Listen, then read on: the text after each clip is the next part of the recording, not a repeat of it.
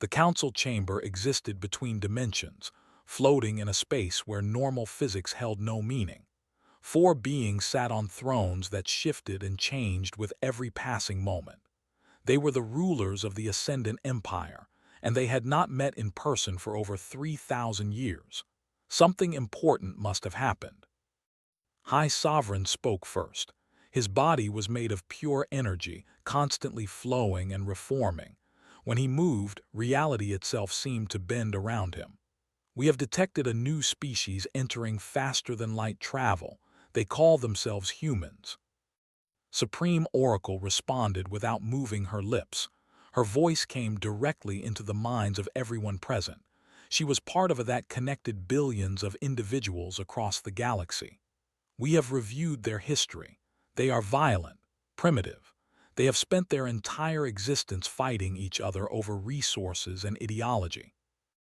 Eternal Commander L laughed. His body was more machine than organic matter now, enhanced with technology that made him nearly indestructible. They still use chemical propulsion and nuclear weapons. Their ships are held together with metal and welds. It is almost charming. First Architect remained silent, studying the data streams that only she could see. She could manipulate matter at the quantum level, creating and destroying with a thought. Finally, she spoke.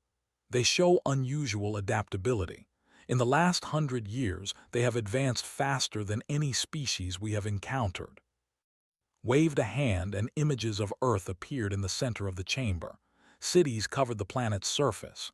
Ships moved between Earth and its moon. Space stations orbited in neat formations. They have potential, yes, but they are still children playing with toys they barely understand. We should guide them before they destroy themselves. Guide them, El stood up from his throne. We are gods. We do not guide. We rule. These humans should kneel before us like all the others. Projected feelings of agreement into the chamber. The commander is correct. We have ruled this galaxy for 10,000 years. Every species that has encountered us has recognized our superiority. These humans will be no different. Watched the images of Earth more carefully. She saw something the others had missed. The humans were not unified. They had hundreds of different governments, thousands of languages, and countless religions. Yet somehow they had still managed to reach the stars.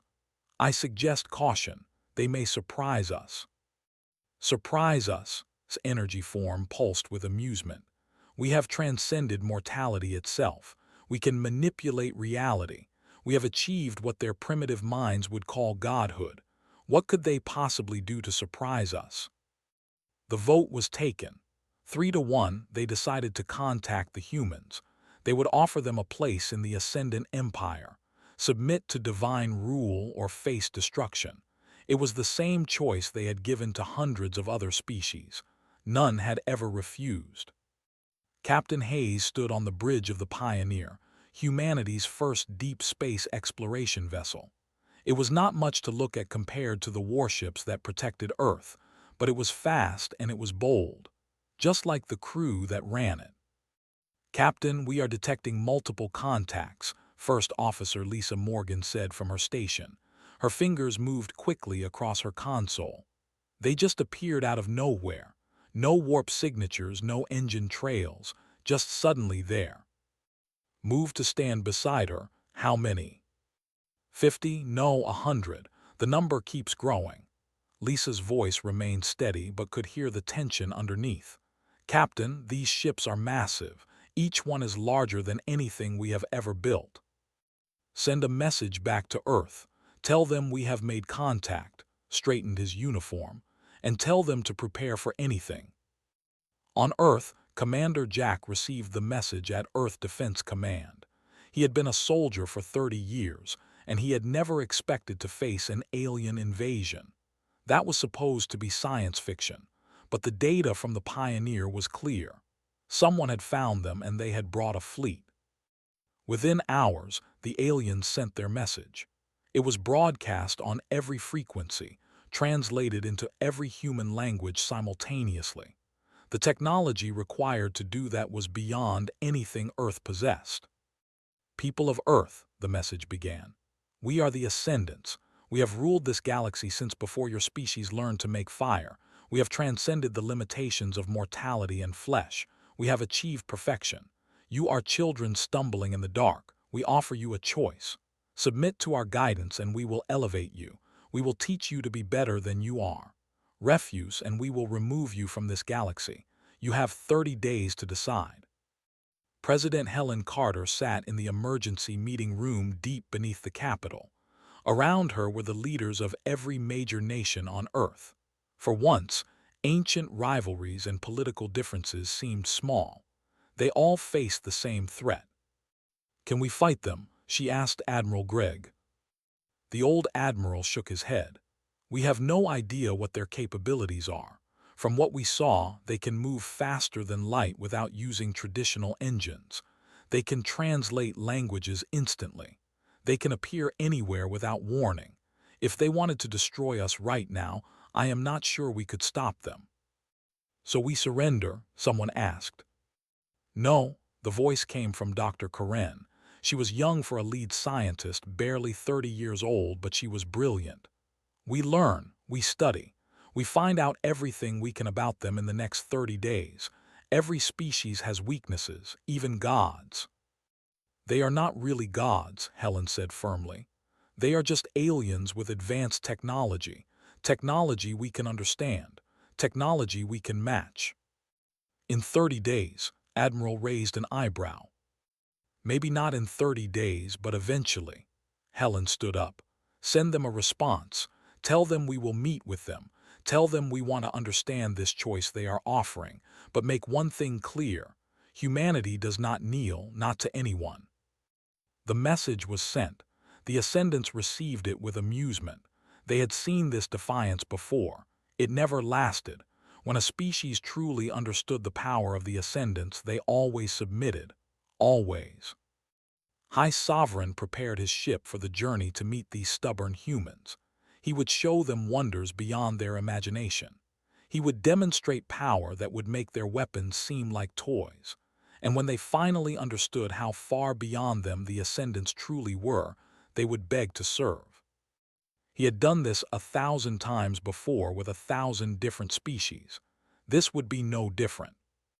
But in her chamber, First Architect continued to study the humans. She watched their broadcasts and read their histories. She saw something that troubled her. These humans had faced extinction many times in their short history. Nuclear weapons, climate disasters, global wars. Each time they had survived. Each time they had adapted. She remembered something from the ancient past, from before the Ascendants had achieved their transformation. There was an old saying among her people: "Beware the prey that refuses to run. Beware the weak who stand their ground. They know something you do not." Hoped her fellow Ascendants were right. She hoped these humans would be like all the others. But deep in her artificially enhanced mind, she felt something she had not experienced in thousands of years. Doubt. Ambassador Foster had been chosen to represent humanity for one simple reason. He did not scare easily. As a young man, he had survived a plane crash in the mountains. He had walked 20 miles through snow with a broken leg to reach help. After that, very little intimidated him. But as his diplomatic shuttle approached the Ascendant fleet near Mars, even felt a cold sweat on his palms. The alien ships were beautiful and terrifying. They seemed to be made of crystal and light, constantly shifting in ways that hurt to look at. The smallest of them dwarfed Earth's largest battleship. "We are receiving a docking signal," his pilot said nervously. "They want us to land in the flagship." "Then let us not keep them waiting," smoothed his suit jacket. Behind him, his aide, a young woman named, checked her recording equipment one more time. "Sir, are you sure about this?" asked.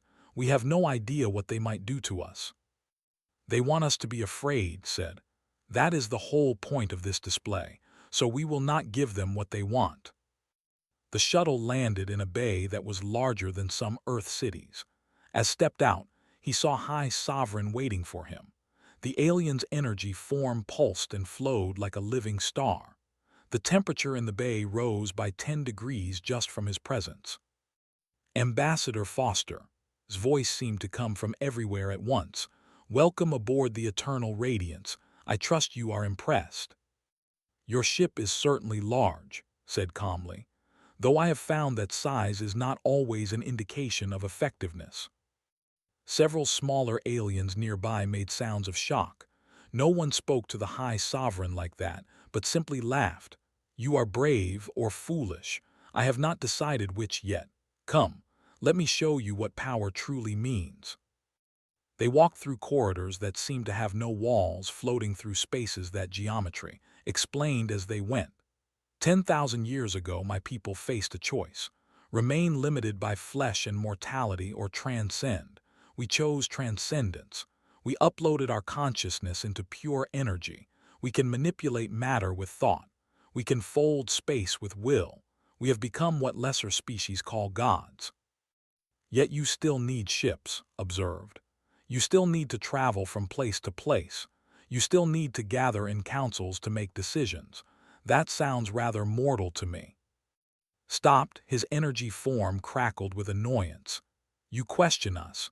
You, who only left your solar system a handful of years ago. Let me demonstrate what we are capable of. The walls around them became transparent. Outside could see Europa, one of Jupiter's moons. It hung in space, its icy surface reflecting sunlight. Research stations dotted its surface, hastily evacuated after the Ascendant fleet arrived. We will give you a test, said. We will unleash a fraction of our power on that moon. If your species can protect it, we will grant you limited autonomy within our empire. If you cannot, you will submit completely. Do you accept? Wanted to refuse, but he knew this was not really a choice. The Ascendants would demonstrate their power whether humanity agreed or not. At least this way, they had a chance to prepare. How long do we have? 6 hours. His form pulsed with amusement. Surely that is enough time for such advanced technology as yours. Back on Earth, Colonel Sanders mobilized every available ship. The evacuation of the research stations had been completed, but now they needed to protect the moon itself. It seemed impossible, but humans had built entire careers on doing the impossible. Dr. Karen worked with a team of scientists, analyzing every piece of data they had on Ascendant technology. Their power source operates on quantum entanglement, she explained to Admiral over the video link. They are manipulating particles across vast distances simultaneously. If we can disrupt that entanglement, we might be able to weaken their weapons. Might did not like uncertain answers. We need something concrete, Doctor. Then here is something concrete. Their technology is perfect, and perfect things are brittle. They have no redundancies because they think they do not need them.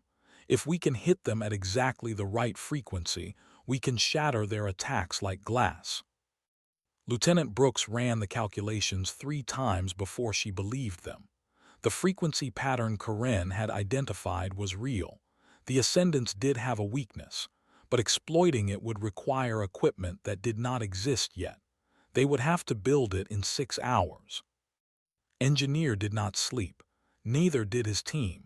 They took Karen's theoretical designs and turned them into reality through sheer determination and coffee. Lots of coffee. The device they built was ugly and unstable. It would probably explode after one use, but it might work. Might was all they had. The 6 hours passed quickly, remained on the Ascendant flagship, watching as their weapons powered up. Other members of the council had joined. Supreme Oracle hovered nearby, her presence making his head ache with barely suppressed telepathic pressure. Eternal Commander L checked his combat systems with obvious excitement. Any last words, Ambassador? Asked. Before we show you the difference between our species. Yes, actually, smiled. Good luck. Found that comment confusing. Luck is for those who lack skill. We have no need of it. The Ascendant weapons fired. They were unlike anything in human experience. Reality itself bent and twisted around Europa. Space folded. Time stuttered. The attacks should have torn the moon apart at the molecular level. But as the energy reached Europa, something strange happened. A field of blue light erupted from devices hastily placed around the moon. The light spread like a shield, covering the entire surface. When the ascendant weapons hit that shield, they simply stopped. The reality warping effects collapsed. The quantum entanglement broke down. The perfect attacks shattered. Europa survived. Silence filled the flagship. The ascendants stared at their instruments in disbelief. That should not have been possible. Their weapons had destroyed stars. They had unmade entire planets. But a species that had only achieved faster-than-light travel a few years ago had blocked them. "What did you do?" demanded, her telepathic voice sharp with anger. "What trick is this?" "No trick," kept his voice level, though inside he wanted to cheer. "Just human ingenuity. You said it yourselves. We are young. We are primitive. We still use physical laws you abandoned. Sometimes the old ways work better than you think." L's combat systems began targeting. "I should kill you right now." "But you will not," met the commander's mechanical eyes without flinching. "Because now you are curious. You thought you knew everything. You thought you had achieved perfection, but we just proved you wrong. And that means there might be other things you do not know." Held up a hand, stopping L. The High Sovereign studied with new interest. "You are right, Ambassador. You have surprised us. It seems we underestimated your species." "People do that a lot," said. "We are used to it." The council conferred privately, their thoughts moving too fast for human comprehension. When they returned their attention to, their attitudes had shifted. They were no longer amused. They were wary. "We will give you another test," announced. "A trial by combat. Send your warriors to our arena. Let us see if their skills match their technology. If they succeed, we will negotiate terms. If they fail, the original agreement stands. You will submit." "And if we refuse to participate?" asked. "Then we will consider it a refusal of our mercy." His telepathic voice was cold. "We will stop offering you choices." Knew this was the only path forward. "We will send our warriors, but know this.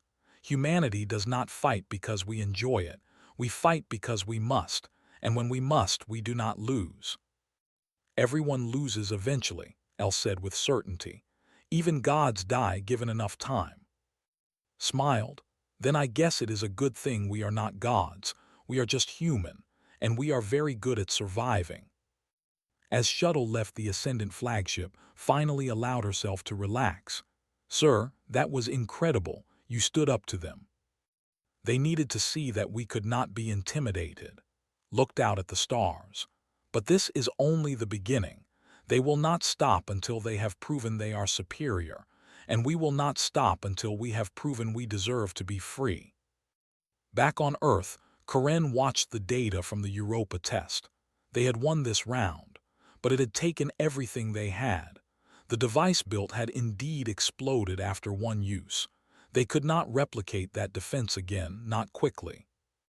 The Ascendants would come at them harder next time. They would adapt. They would learn from their mistake. But so would humanity. That was what the Ascendants did not understand yet. Humans had survived ice ages and plagues and wars and disasters. They had survived because they never stopped learning, never stopped adapting, never stopped fighting. The Ascendants thought they were gods. They thought they had reached the peak of evolution. They were about to learn that evolution never stops, and the species that stops growing is the species that dies. The arena materialized out of nothing. One moment there was empty space, and the next there was a battlefield that stretched for miles. It existed in a pocket dimension created by First Architect, a place where the Ascendants could control every aspect of reality. Lieutenant Commander Jake Phillips stood with his team at one end of the arena, checking their weapons one final time. He had been a Marine for 12 years before transferring to the newly formed Space Defense Force. He had seen combat in 3 different countries and 2 space stations, but this was something else entirely. "Remember," Jake said to his squad, "they think they are gods. They think they cannot lose. Use that against them. Gods do not expect to be challenged. Sergeant Amy Richardson adjusted her rifle and grinned. So we just need to do the impossible. Another Tuesday. Corporal Tyler Grant nodded, his expression serious. We have trained for every scenario. We can do this. Private First Class Cole was the youngest of the group, barely 22 years old, but she had the sharpest eyes and the fastest reflexes Jake had ever seen. What about the reality distortions? How do we fight when the battlefield keeps changing? We adapt, Jake said simply. That is what humans do best. On the other side of the arena, 10 Ascendant warriors prepared for combat. They were from the Dominator caste, cybernetically enhanced soldiers who had won thousands of battles across the galaxy. Their leader was a veteran named Hen, who had personally conquered 15 different species. Hen looked at the human soldiers with contempt. This will be over in minutes. Look at them. They still use projectile weapons. They still wear physical armor. They are children playing soldier. Do not underestimate them, one of his warriors warned. They survived the Europa test. Technology is not the same as combat skill, Hen replied. When we face them blade to blade, gun to gun, they will understand the difference between soldiers and warriors. The battle began with a signal that only the combatants could hear. The Ascendant warriors moved immediately, using their enhanced speed to cross the distance. Energy weapons lit up the arena as they fired on the human positions. Jake's team scattered, each member moving to pre-planned positions. The Ascendants expected humans to stand and fight. Instead, they disappeared into cover, using the arena's terrain to their advantage. Target left, Amy called over the radio. She fired 3 rounds from her position behind a rock formation. The bullets were not ordinary ammunition. They were specially designed by Earth's best weapons engineers, built to pierce energy shields. One Ascendant warrior went down, surprised by the attack. His shields had failed to stop the primitive projectiles. Hen snarled in anger. They are using kinetic weapons. Adjust your shields and find them. But finding humans who did not want to be found was harder than the Ascendants expected. Tyler moved through shadows, placing small explosive charges at strategic points, used her rifle's scope to track enemy movements, feeding information to the rest of the team. Jake coordinated their efforts, turning 4 soldiers into a deadly unit. The Ascendants had superior technology and physical enhancements, but they fought as individuals, each one confident in their own power. The humans fought as a team, each member supporting the others. When the Ascendants split up to search, Jake's team struck. Amy and Tyler attacked from 2 directions simultaneously, forcing the enemy warriors to divide their attention, provided cover fire from long range. Jake moved in close, using explosives and close-quarters combat to finish opponents already weakened by his team. After 20 minutes, 3 more Ascendant warriors were down. Hen could not believe it. His force had been cut in half by 4 humans using primitive weapons. Change tactics, he ordered. Use the arena itself. The battlefield shifted. Mountains rose from flat ground. Rivers of lava appeared where there had been solid rock. The temperature rose to dangerous levels. The Ascendants controlled this pocket dimension. They would reshape it until the humans had nowhere to hide. Jake felt the heat immediately. The armor could protect them for a while, but not forever. We need to move, head for the high ground. They ran as the landscape transformed around them. Chasms opened beneath their feet. Walls of stone erupted to block their path. The Ascendants were no longer trying to fight fairly. They were using their power to overwhelm. But Amy noticed something important. The changes take a moment. There is a delay between when they decide to alter the terrain and when it actually happens, maybe half a second. That is all we need, Jake said. He had an idea. It was risky, but everything about this situation was risky. Tyler, those charges you placed, can you detonate them remotely? Yes, sir, but they will not do much damage to the Ascendants directly. That is not what I need them for. Jake explained his plan quickly. It required perfect timing. One mistake and they would all die, but if it worked, they would turn the Ascendants' own power against them. The remaining Ascendant warriors closed in, confident now that the terrain was under their control. Hen personally led the assault, his energy blade crackling with power. You fought well, humans, but this is over. You are right, Jake said. It is over. Tyler triggered the charges. They exploded simultaneously at points all around the arena. The blasts were not large, but they created vibrations, shock waves that spread through the pocket dimension. The Ascendants had created this space, but they had not anchored it properly. It was like building a house without a foundation. The arena began to collapse, not quickly, but steadily. Cracks appeared in reality itself. The Ascendants suddenly had to focus on maintaining the pocket dimension instead of reshaping it to trap the humans. Jake's team used the confusion to strike. They moved fast, hitting the distracted warriors from multiple angles. Amy's rifle found its targets with deadly precision. Tyler's close combat skills eliminated 2 enemies before they could react, provided covering fire that kept the Ascendants from regrouping. Jake himself faced Hen. The Ascendant warrior was faster and stronger, enhanced by technology beyond human capability. But Jake had something Hen lacked: desperation. Not the panic kind, but the focused determination that came from fighting for survival every day of his life. When Hen swung his energy blade, Jake did not try to block it. Instead, he rolled under the attack and came up inside the warrior's guard. His combat knife found the weak points in Hen's armor. The Ascendant roared in pain and surprise. Gods did not bleed, but Hen was bleeding now. The fight ended quickly after that.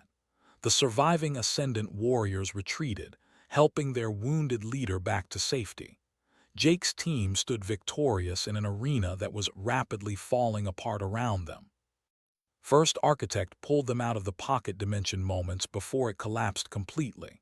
When Jake and his team reappeared on the Ascendant flagship, they found the entire council waiting for them. Impossible, Supreme Oracle said, her telepathic voice filled with shock. You should not have one. And yet we did, Jake replied, breathing hard. His team was injured and exhausted, but they were alive. They had done the impossible. Eternal Commander El stood up from his throne. You fought with honor. I did not expect that from a species we considered primitive. Maybe your expectations need updating, Amy said. She was bleeding from a cut on her arm, but she still stood tall. High Sovereign studied the humans with new interest. You are more dangerous than we thought. That makes you either valuable allies or threats that must be eliminated. We have not yet decided which. Then let us help you decide, Captain Sarah Blake said as she entered the chamber. She had arrived with reinforcements and new equipment. Earth is sending more representatives. We want to negotiate, not as subjects but as equals. Equals? Energy form pulsed with disbelief. You won 2 tests. We have ruled this galaxy for 10,000 years. You are not our equals. Then keep testing us, Sarah said calmly. Keep throwing challenges at us. We will keep surviving them. And eventually you will realize that we are not going away. You can have us as friends or as enemies, but you cannot have us as slaves. The council conferred again. The debate was longer this time, more heated. The humans had proven themselves repeatedly now. They were not just lucky. They were genuinely capable. Finally spoke. Very well, we will continue the trials, but know this. We have been merciful so far. The next tests will be harder, much harder. And if you fail, there will be no more negotiations. There will only be conquest. We understand, Jake said. Bring your worst. We will still be standing when it is over. As the humans left the flagship, watched them go. She felt that doubt again, stronger this time. The Ascendants had expected to crush these primitives easily. Instead, they had been forced to acknowledge them as legitimate opponents. Something had changed in the galaxy today. The gods had been challenged, and they had not won decisively. For the first time in 10,000 years, the Ascendants felt something they had forgotten. Uncertainty. And uncertainty was the first step toward fear. The Ascendant fleet arrived at Earth with a force that blotted out the stars. Millions of ships filled the space around humanity's home world, each one capable of destroying cities with a single shot. There would be no more tests, no more games. The Council had decided that humanity was too dangerous to be allowed independence. High Sovereign sent one final message before the attack began. You had your chance. You could have joined us willingly. Now you will serve us as conquered subjects. Do not resist. It will only make your suffering worse. Admiral Gregg stood in Earth Defense Command, watching the enemy fleet on the main screen. He had spent 40 years in the military, preparing for threats that might never come. Now the worst threat imaginable was here, and all his preparation seemed inadequate. "Status report," he ordered. Commander Price read from his console. "Every defense station is armed and ready. All civilian populations in major cities have been moved to underground shelters. Fighter squadrons are launching from every available carrier. We have approximately 8,000 combat-capable ships against their millions." "Those are not good odds," someone muttered. "We have faced worse," lied. They had never faced worse, but his people needed to believe they could win, even if victory seemed impossible. All ships engage at will, make them pay for every inch. The battle began with a wave of fire that turned space into a hell of explosions and energy beams. The Ascendant ships advanced in perfect formation, their shields shrugging off most human weapons. Earth's fighters darted between the massive vessels, looking for weak points.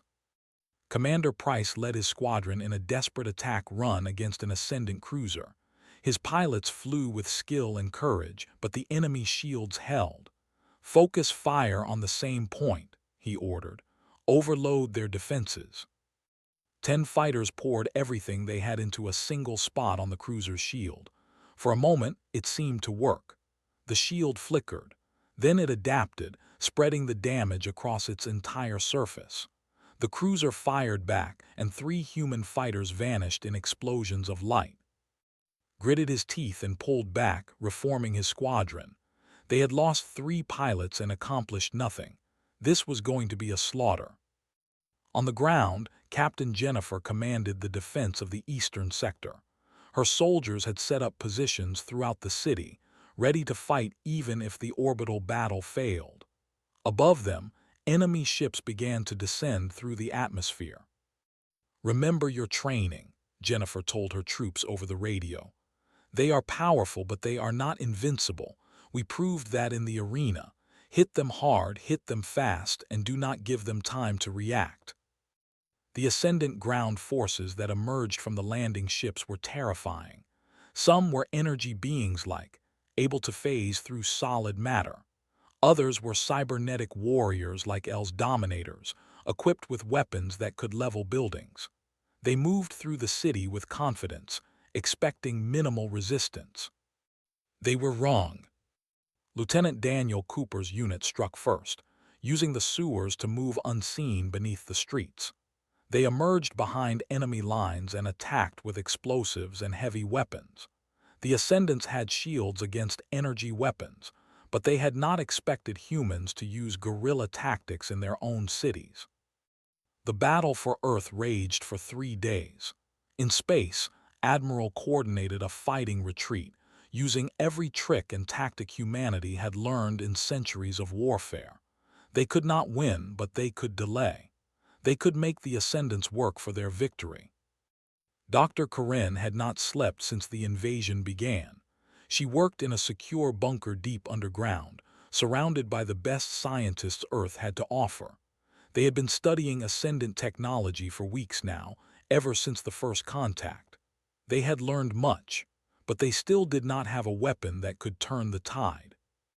"There has to be something," Corinne said for the 100th time. "Some weakness we can exploit." Her assistant, A young physicist named Peter looked up from his calculations.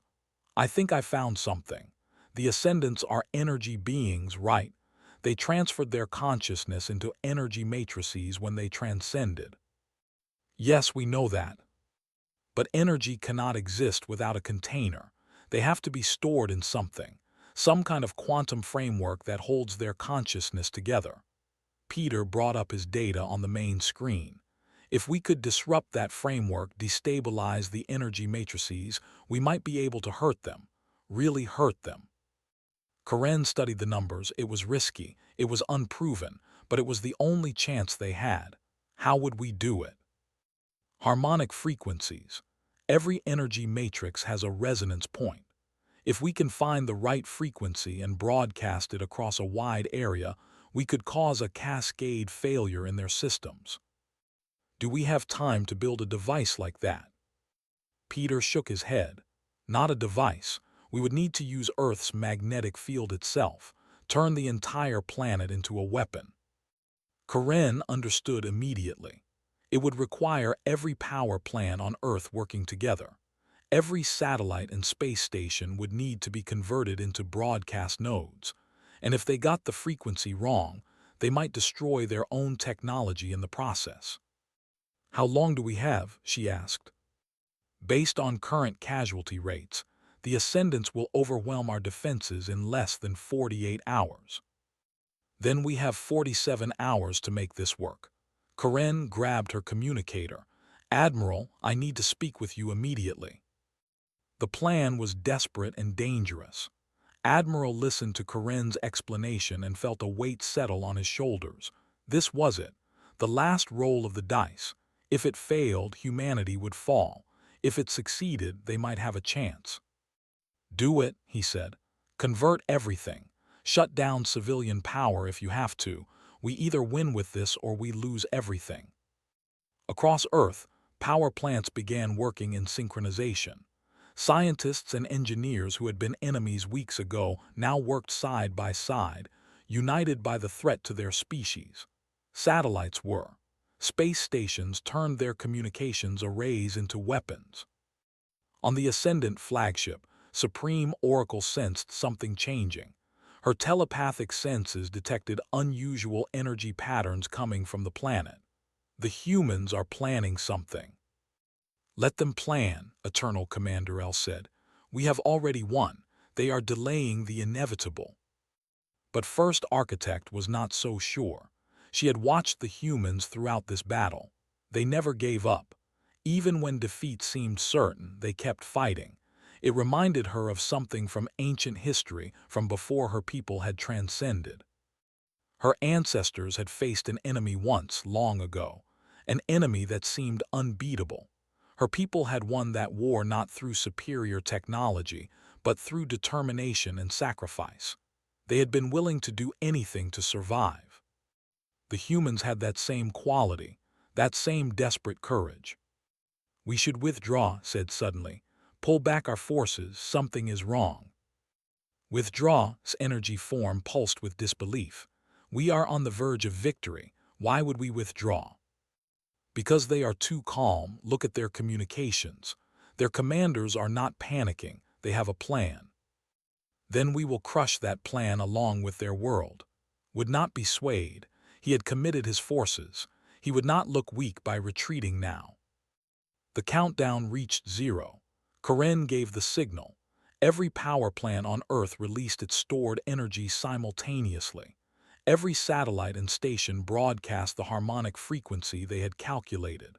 The planet's magnetic field became a massive tuning fork, vibrating at exactly the right resonance. The effect was immediate and devastating. Across the Ascendant fleet, energy matrices began to destabilize. Shields flickered and failed. Weapons shut down.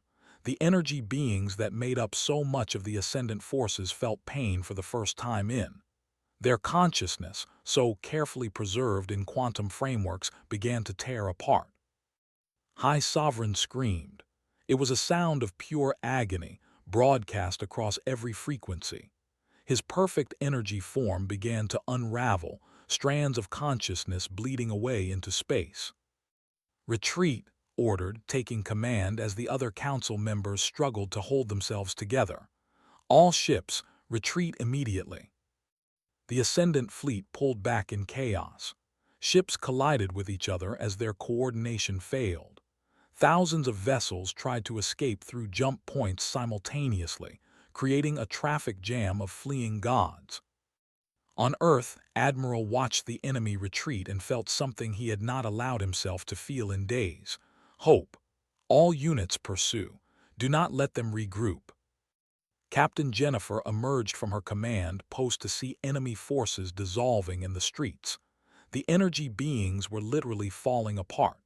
The cybernetic warriors found their systems shutting down.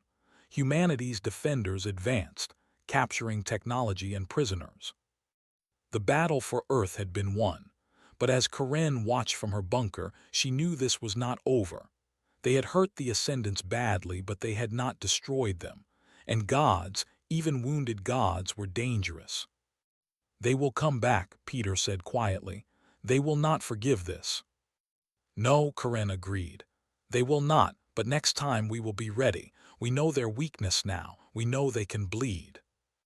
And in the darkness of space, First Architect helped gather the survivors of her once mighty fleet. She had been right to doubt. The humans were not just dangerous. They were potentially unstoppable. The Ascendants had ruled the galaxy for 10,000 years, but today they had learned that their reign was not eternal. Today they had learned fear. The Ascendant fleet regrouped beyond Pluto's orbit, licking wounds that should not have been possible to inflict. High Sovereign had survived, but barely. His energy form was unstable now, flickering like a dying star. Around him, the other council members were equally damaged. "This cannot stand," Eternal Commander El said through damaged vocal processors. "We are gods. We cannot be defeated by primitives." "And yet we were," First Architect replied quietly. She was the least damaged of the council, having pulled back early. "We underestimated them at every turn. We treated them as insects. Now we have learned they have teeth." Supreme Oracle's telepathic voice was weaker than before, but still sharp with anger. "Then we will return with our full might. No more tests. No more mercy. We will unmake their planet molecule by molecule." "Will we?" asked. "They turned their entire world into a weapon. They used physics we abandoned as primitive, and it worked. What if they do something else we cannot predict?" "Then we will adapt," said, his voice strained. "We have existed for 10,000 years. We will not fall to a species that learned to leave their planet mere decades ago." But for the first time doubt had entered the Ascendant Council chamber.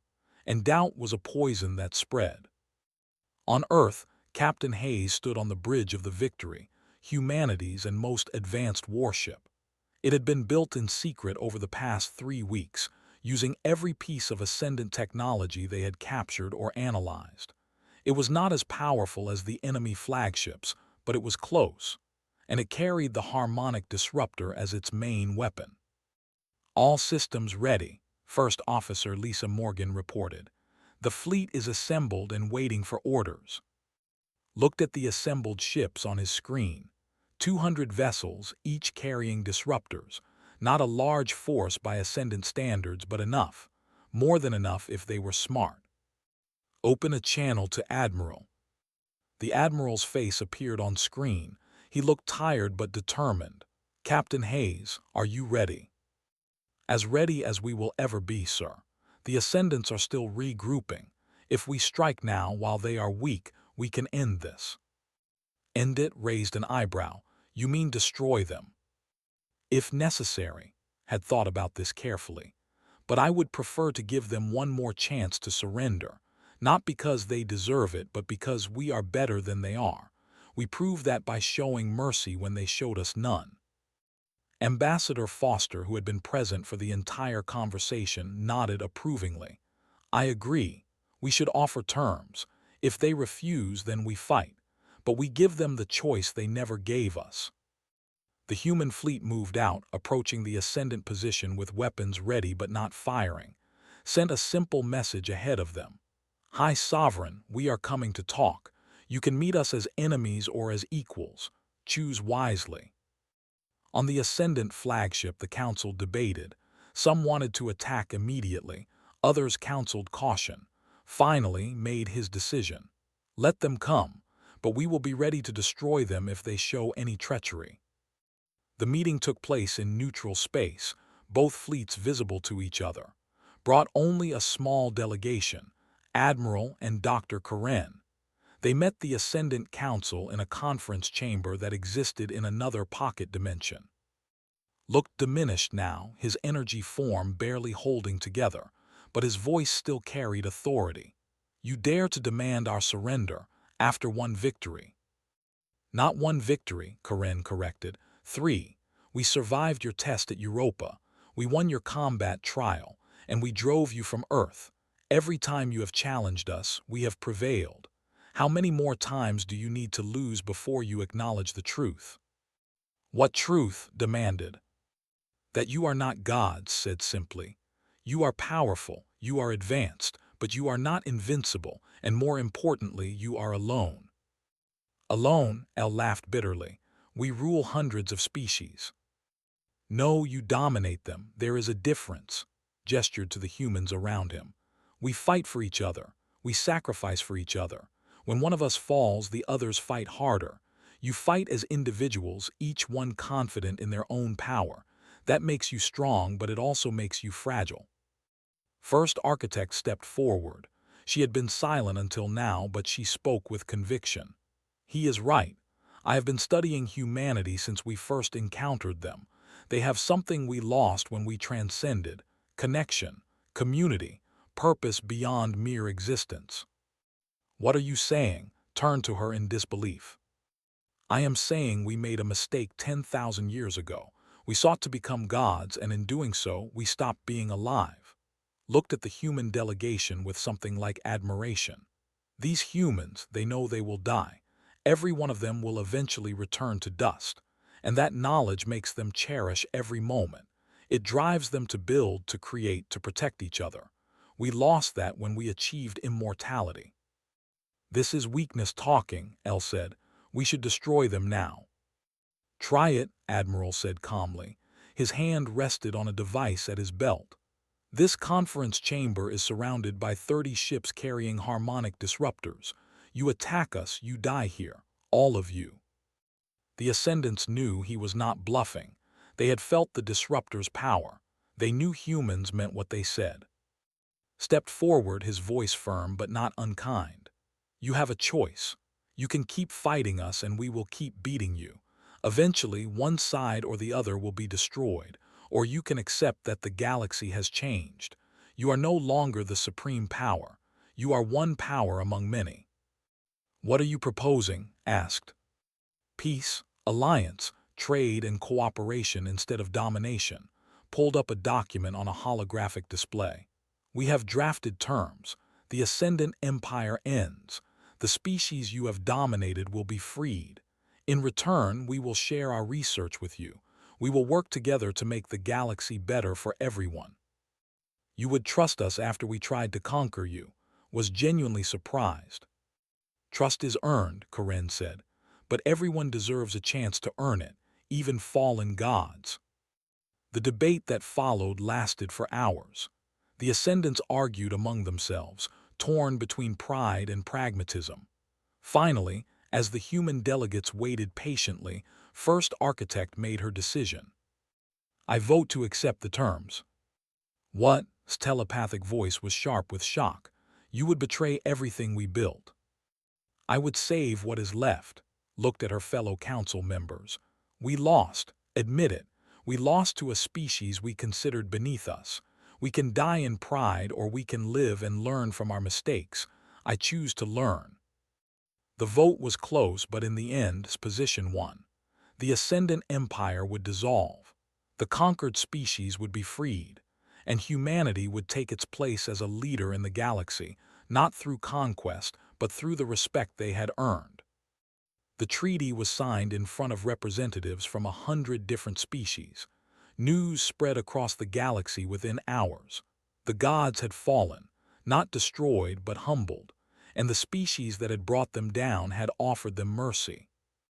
6 months later, Captain Hayes stood on Pioneer's Bridge again, but this time the ship was leading an exploration mission, not a military fleet.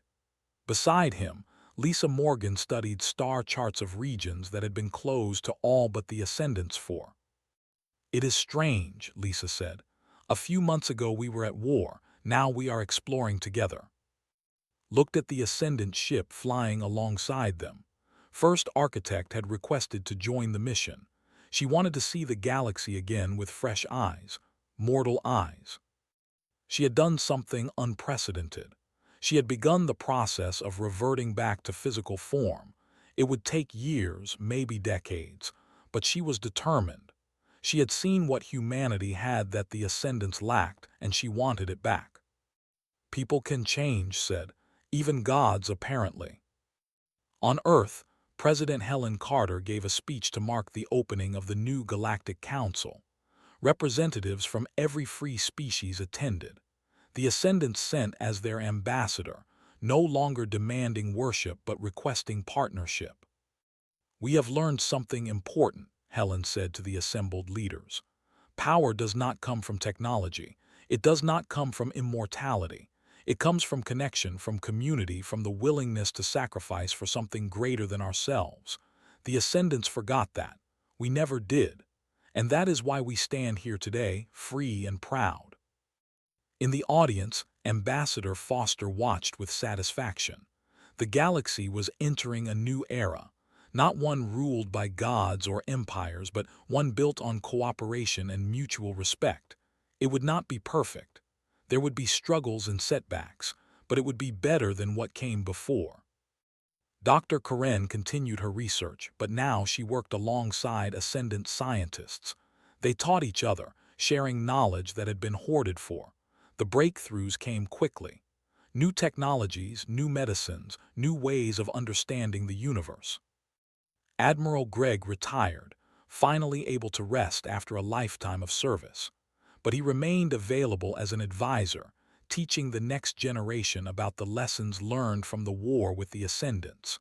Chief among them, never assume you have won completely, and never underestimate those who refuse to give up. The Ascendants who had called themselves gods learned the hardest lesson of all. They learned humility. They learned that immortality without purpose was not paradise but prison. They learned that losing their mortality had cost them something precious.